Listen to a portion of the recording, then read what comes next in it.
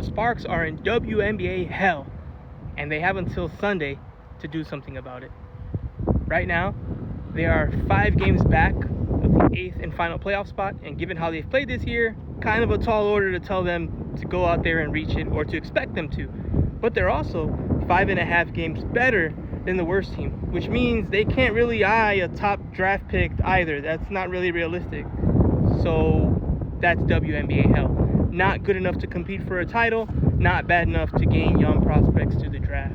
So they have to make decisions. They've already started to make decisions. They parted ways with their general manager. She has exited the building, and now they have 2 assistant GMs essentially running things. And they have the trade deadline. That's on Sunday. That's why Sunday's the day they have to decide something and make a decision, whether that's letting it be a lame duck season or they're going to make a move and try to figure out what the new direction of this team is going to be, which is obviously going to be a difficult thing to navigate through.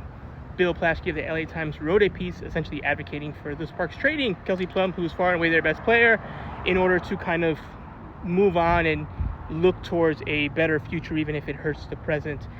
Here is a quote from Farhan Zaidi, who is a special advisor for Mark Walter, who's part of the Sparks majority ownership group, on the situation.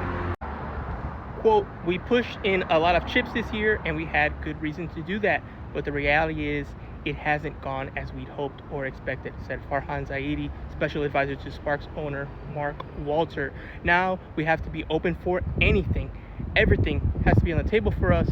We have to take a long-term perspective rather than focusing on the rest of the season," end quote. So again, don't know what Kelsey Plum's thinking. She hasn't spoken on this. She's been recovering from her injury. Don't know if just because you want to do a deal doesn't mean you can, and also doesn't mean they're going to do a deal. It's very possible that, Plum's thinking, I want to stay here. I would sign whatever.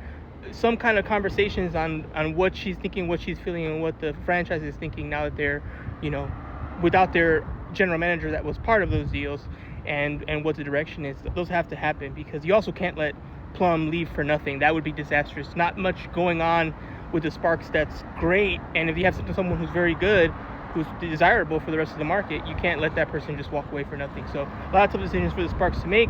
They have until Sunday to try to do something to make this season a bit more positive.